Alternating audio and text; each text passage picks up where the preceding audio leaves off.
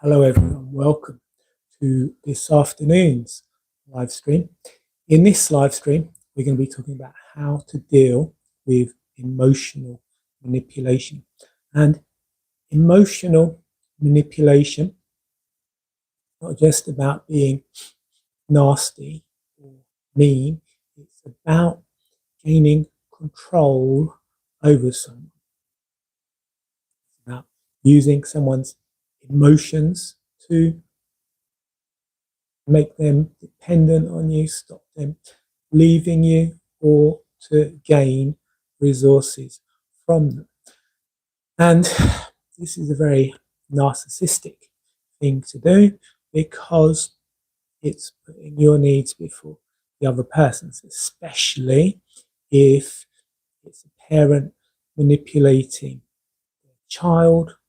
As I'm always talking about, a child needs good enough parents, and a good enough parent would put the child's needs before their own. So if you've got a parent who's emotionally manipulating you, they're not good enough.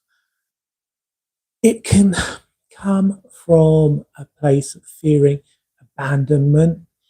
There are many parents who fear abandonment, fear their children leaving them or rejecting them, are going to try and infantilize the child. Even when they become an adult, they're going to try and keep them dependent on them. And looking to them for a sense of self-worth. Maybe older parents might use it as a way to keep their children, caring for them as opposed to putting them in a home or something. So it's a very narcissistic thing to do, but it's not just narcissists that do it. It's not just narcissists that emotionally manipulate people. And growing up, I grew up in a very narcissistic environment, a very emotionally manipulative environment, and I learned a lot of those behaviors. I learned that a lot of those behaviors were normal, and I probably acted in an emotionally manipulative way myself, not because I meant to, but because I didn't know any better. I thought that's just the way things were. That was just the way people treated each other. So how do you deal with emotional manipulation? Firstly, it's to understand the manipulator's goal. As I said, it could be that they fear abandonment, could be that they want to gain something from you. So, that's usually why someone's going to do it. They're not just going to do it because they want to win an argument. They're going to do it because they want to keep you dependent on them or gain something from you. And then they're going to use the fog framework. So they're going to use fear to keep you attached to them. That could be your fear of abandonment. Again, if you've grown up without good enough parents, you will probably fear abandonment. You'll do everything you can to keep other people happy. So they'll be using your people-pleasing tendencies to manipulate you. It could be obligation. It could be that they'll say, oh, I did this for you, so now you've got to do this for me. My grandmother used to tell me that she'd raised me, so I owed her, should look after her now that she was old, despite all of the issues that I was facing with the rest of the family. So that was very narcissistic of her, and it wasn't until I started to do some healing that I realized that he was manipulating me, and it wasn't even true. She'd never raised me anyway, but because I was kind of broken, I sort of went along with it, and I sort of saw myself as putting her needs before my own as a way to get a sense of value, a way to increase my own self-esteem. So I was codependent. I was looking outside of myself to feel okay, and I could defend other people, but I was very bad at defending myself.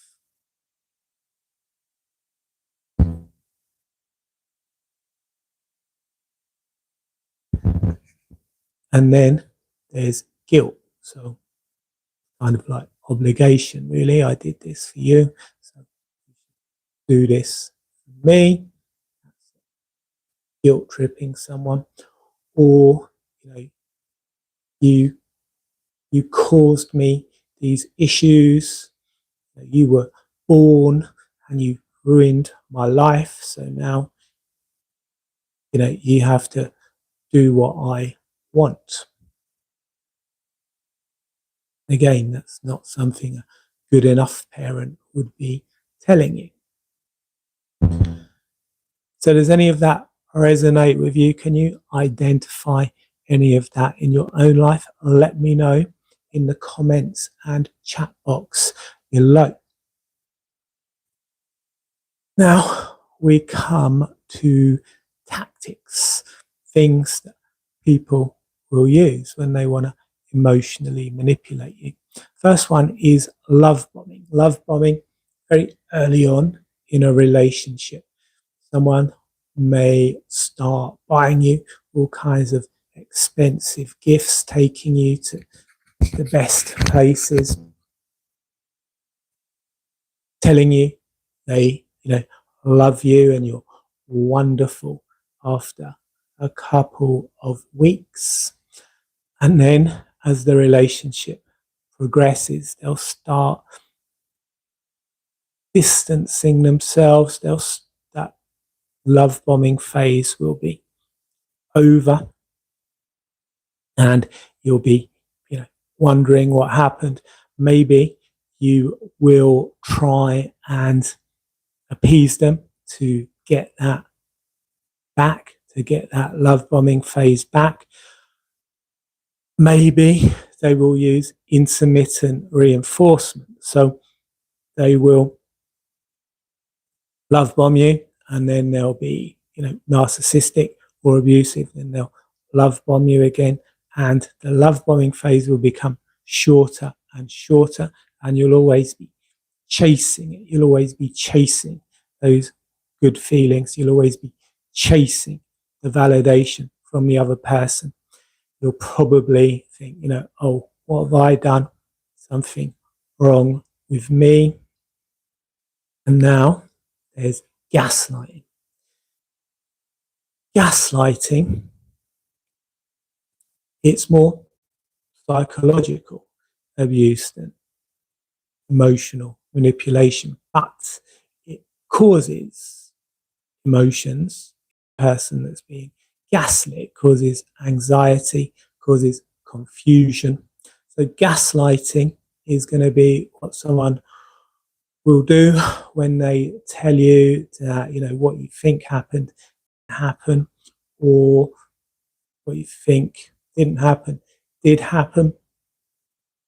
Comes from I think it was a 1920s movie where a man wanted to play with his wife's mind, so he kept going around the house, turning the gas lights down, turning them up, telling them, there's nothing funny going on with the gas lights, it's all in your head,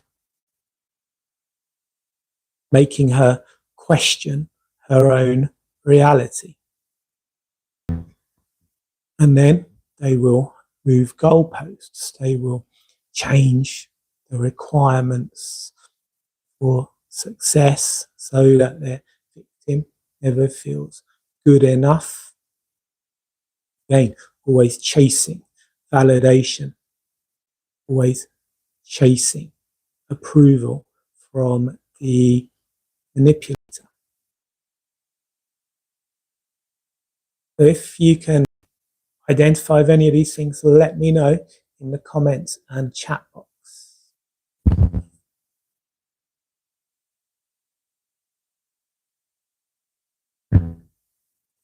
So now, what can you do to deal with this kind of emotional manipulation?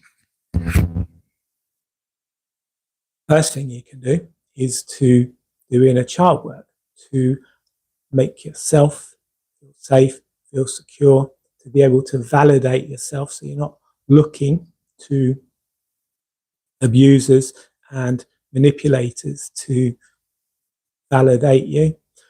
You can look, you can, you can improve your own emotional intelligence, your own emotional stability, because manipulators are going to be looking to use your emotions against you. So having control of your own emotional well-being, by being grounded, not showing a reaction to the abuse or manipulation, you're going to be able to start to take back control. And that brings us on to the grey rock method. So when you're grey rocking someone, most narcissistic people, manipulative people, like I said, they're going to use your emotions against you. And to someone who is narcissistic, they are looking to get a reaction. They don't care if it's a good or a bad reaction. They just want to see a reaction in you. So when you're using the grey rock method, you're not showing them any kind of emotional reaction. You're not getting drawn in to conversations with them. You're giving them yes, no answers. You're keeping them at a distance. Eventually, they will get bored and they'll move on to find a new victim. But that's the grey rock method. And then you can buy time. You can use phrases like, I need to think about that. Let me get back to you.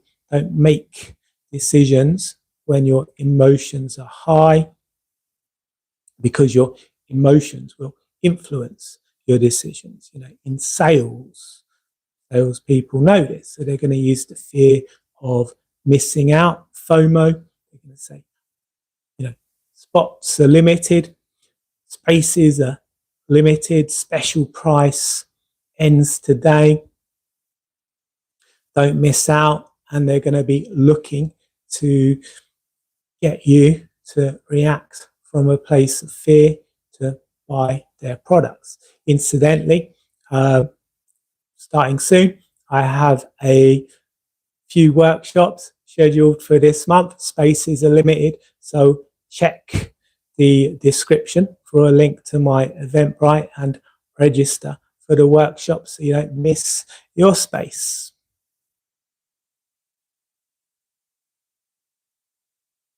Finally, you need to start setting boundaries. You need to be able to say no without feeling guilty. And again, this comes from inner child work. When you grow up with a narcissistic family, or most families, most people don't have good enough parents, and most parents have very porous boundaries. As a child, you don't have any boundaries. You're seeing everything as you pushed out. It's not until 15 months, 3 years, when a child starts to get a sense of self, when they start to be able to move around, pick things up, touch things, that they start to get a sense of self. Until that time, you saw everything as you pushed out. So if you were growing up around parents who had very poor boundaries, you won't have been able to develop boundaries yourself. So inner child work can enable you to start to develop stronger boundaries. And manipulators, narcissistic people, when you start saying no, they are going to keep manipulating. They're going to say, again, oh, I did this for you, so you owe it to me. I didn't raise you to be like that. I can't believe you're doing this to me, etc. You need to stand firm. You need to say, I said no and I meant no.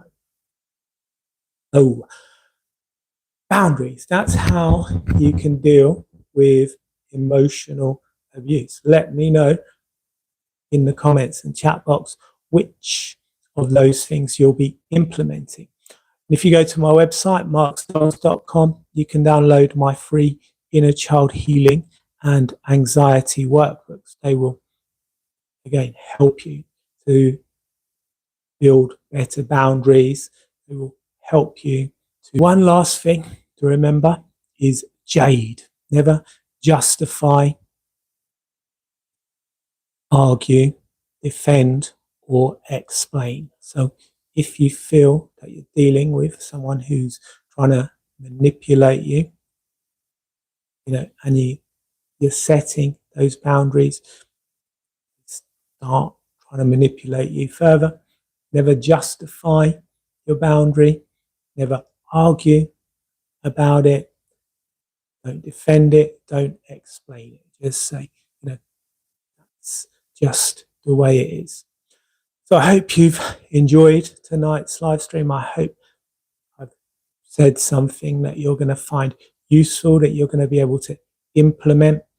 Let me know in the comments and chat box below. Hit the like button if you've liked this live stream. And again, visit my website, markstubbles.com. Download those free workbooks. Thank you and goodbye.